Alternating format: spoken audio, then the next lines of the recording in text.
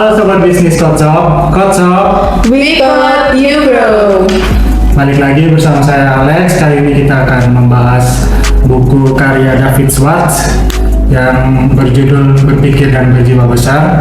Nah, lebih tepatnya kali ini kita akan membahas bab 8 dengan judul Jadikan Sikap Anda Sekutu Anda. 8 ini terdapat 3 poin penting yang saya garis bawahi, yaitu adalah sikap aktif, kedua sikap Anda penting, dan ketiga sikap pelayanan lebih dahulu.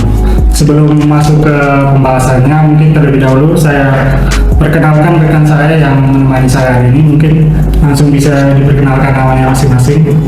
Halo, nama saya Teresa. Dan nama saya Diana. Oke, Mbak Teres sama Mbak Diana. Dari bab 8 ini, jadikan sikap Anda sekutu Anda. Mungkin ada yang bisa dibagikan mengenai bacaan yang telah dibaca di bab 8. Mungkin dari Mbak Teres terlebih dahulu. Oke. Bab 8 ini berjudul Jadikan Sikap Anda Sekutu Anda. Dan yang saya dapatkan dari bab 8 ini, yang pertama adalah sikap itu mencerminkan pikiran. Jadi fun fact-nya, kita itu sebenarnya bisa mempengaruhi orang lain atau memprediksi orang lain dengan penimbangan sikap. Jadi kita bisa melihat sikap mereka.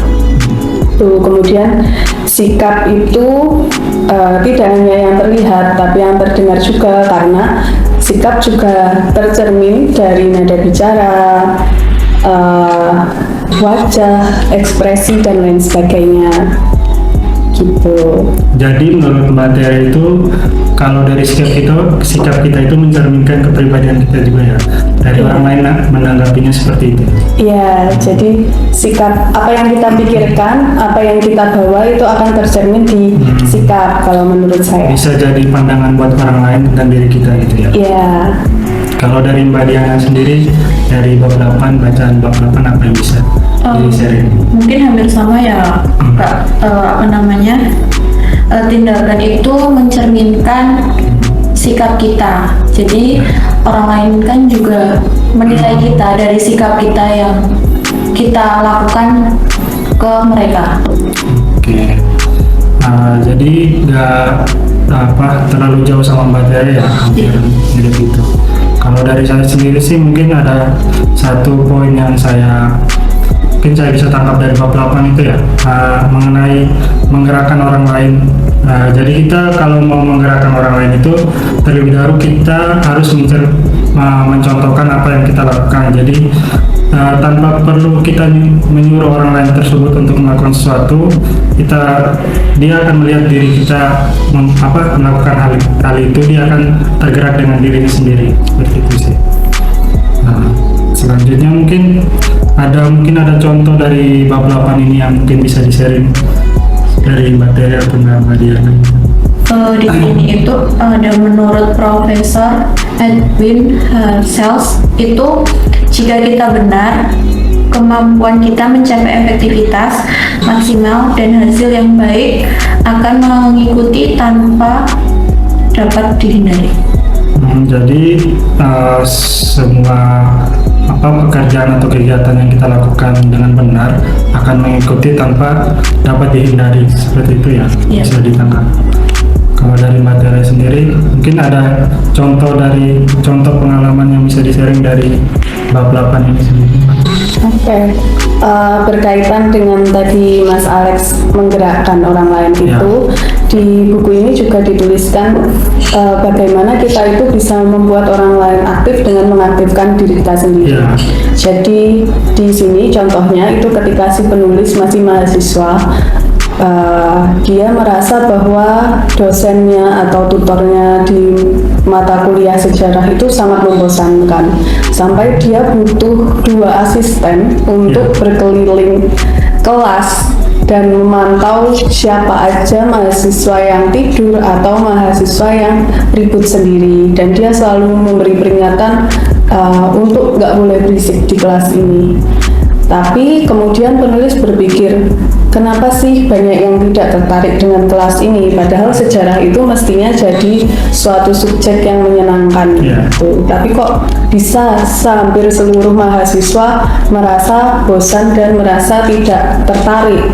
Ternyata karena menurut si penulis, si dosen atau tutornya ini sendiri, dia nggak berusaha membuat dirinya menarik atau tidak menyampaikan subjek ini dengan menarik.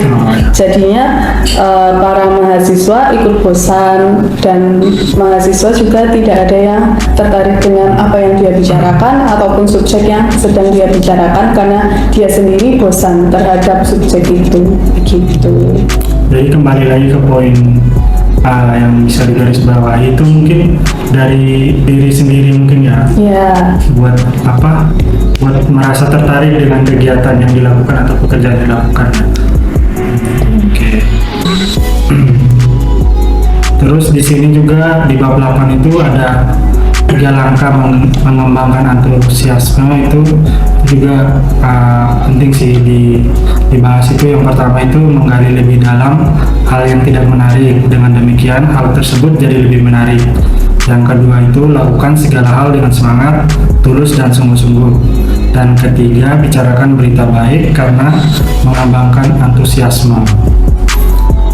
Yang berikutnya itu di bab 8 juga dijelaskan mengapa membuat orang lain terasa penting. Yang pertama itu orang melakukan lebih banyak untuk Anda jika Anda membuat mereka merasa penting. Di sini juga diberikan contoh memberikan penghormatan pada orang lain dengan pujian, sehingga orang itu akan memberikan lebih, seperti karyawan yang bekerja lebih giat untuk bos. Dan yang kedua itu membuat orang lain merasa penting. Caranya itu memberi penghargaan.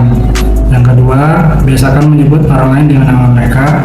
Dan yang ketiga adalah jangan terlalu membanggakan diri sendiri seolah-olah semua hasil usaha sendiri. Yang contoh ketiga ini bagi saya ini penting sih, jangan terlalu membanggakan diri sendiri seolah-olah semua hasil usaha sendiri. Jadi sebelum membanggakan diri sendiri, mungkin kita bisa lihat dulu hasil kerja kita itu benar-benar hasil usaha sendiri atau dikerjakan bersama gitu. Seperti itu sih. Mungkin dari Mbak Diana ada pengalaman yang bisa di-share yang berkaitan dengan bab 8. Mungkin yang hal yang harus mendalami antusias itu. Kalau dari saya sendiri kan kayak kurang antusias kalau ngerjain sesuatu yang emang saya tuh nggak bisa awalnya. Tapi setelah saya dalamin, setelah saya pelajari lagi, oh ternyata gini ya caranya. Oke, berarti sebelum mencoba itu Mbak Diana tuh udah merasa kurang antusias gitu. Iya, nggak suka gitu. Nanti aja deh kapan-kapan. Tapi kan kalau sekarang ya harus mencobanya. Harus mencobanya. Kalau dari saya sih hampir sama sih kayak tadi yang saya bilang di awal itu, yang menggerakkan orang lain itu saya pernah coba beberapa kali sih buat menggerakkan orang lain, kayak saya suruh gitu, tapi orangnya tuh pada hari pertama itu masih ikut, tapi pada hari berikutnya udah lanjut. Mungkin dari saya berpikir mungkin pola pikir saya mungkin yang salah atau gimana, jadi saya mulai lebih dulu dari diri saya sendiri, mulai mencontohkan hal-hal baik. Kemudian mungkin saya melihat orang-orang yang saya suruh di awal itu mengikuti hal-hal baik yang saya lakukan, seperti itu. Oke. Nah, yang berikutnya mungkin dari bab 8 ini ada poin-poin penting nggak yang bisa di-share itu dari masing-masing narasumber bagian kemudian. Nah, poin penting deh dari bab 8, misalnya kayak aku tadi ya, aku tuh jadi sikap sekutu yang harus ditumbuhkan itu, yang pertama itu sikap aktif, yang kedua itu sikap pandang penting, dan yang ketiga itu sikap pelayanan terlebih dahulu. Sikap aktif tuh kayak yang kayak tadi sih, menggerakkan orang lain itu terlebih dahulu menggerakkan diri sendiri, aktif. Dan sikap Anda penting tuh memikirkan diriku sendiri itu penting, biar orang lain tuh menganggap diri kita juga, diri kita tuh penting. Dan ketiga tuh sikap pelayanan terlebih dahulu. Sikap pelayanan terlebih dahulu itu seperti mengutamakan melayani terlebih dahulu sih, daripada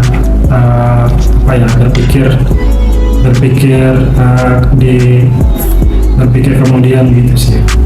Mungkin dari Mbak Tere atau Mbak Diana dua atau beberapa poin penting dari bab 8 ini mungkin bisa di-sharing. Oke, kalau dari saya sendiri sih saya merasa hampir semua poin di bab 8 ini penting ya. Cuma mungkin kalau saya pribadi saya akan mengurutkan berdasarkan apa yang saya lihat sebagai prioritas.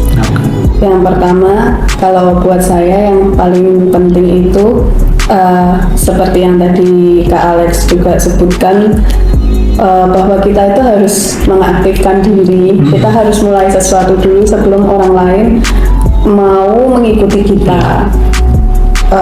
Karena ya make sense ya, kayak orang kalau misalnya kita nggak mulai dulu tapi kita suruh, kan orang kayak apa sih kamu mulai kok belum menunjukkan buktinya gitu kan.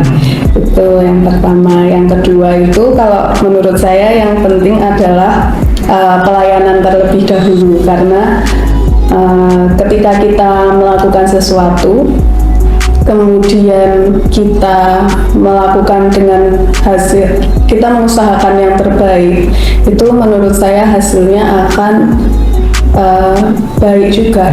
Jadi pasti hal-hal baik akan mengikuti ketika kita memberikan sesuatu yang terbaik. Kita do our best gitu, kita mengusahakan tanpa kita minta pun kita akan mendapatkan hasil yang terbaik juga, itu akan mengikuti. Dan yang ketiga itu memberi penghargaan untuk orang lain, karena setiap orang kan pasti suka untuk suka dihargai, dan itu memang kebutuhan manusia. Jadi penghargaan itu juga penting. Maka dari itu ketika ada orang yang berbuat baik pada kita atau berbuat sesuatu di luar ekspektasi kita, itu kita memang harus memberikan penghargaan kepada mereka gitu. Kalau dari Mbak Diana sendiri? Mungkin kalau dari saya itu lebih ke pikirannya ya Mas. Iya, pikirannya itu lebih dipositifin terus, biar orang lain itu juga menilai kita positif. Nggak melulu negatif. Oke. Nah, mungkin ada satu kalimat sih yang dari bab 8 ini yang mungkin bisa di-sharing atau dijadiin quote. Itu bunyinya, selalu beri orang lebih dari yang mereka harapkan. Oke, dari ini sekian review dari bab 8 dari kami. Sebelum kami menutup sesi kali ini, mungkin dari Kotshop kami ingin memperkenalkan produk jualan dari Kotshop yang mungkin bisa membantu bisnis Anda semakin berkembang. Contohnya itu ada di belakang kita ya, ada scanner barcode, printer kasir, ya, terus ada money counter ya, si penghitung uang ya. Penghitung uang. Ya, ada apa lagi Kak Diana? Ada paket kasir juga, ada printer barcode, dan masih banyak lagi. Misalnya kalau mau nyetak ID card gitu juga bisa. Jadi kita juga bisa. Mungkin sekian dulu pembahasan bab 8 dari kami. Terima kasih. Terima kasih.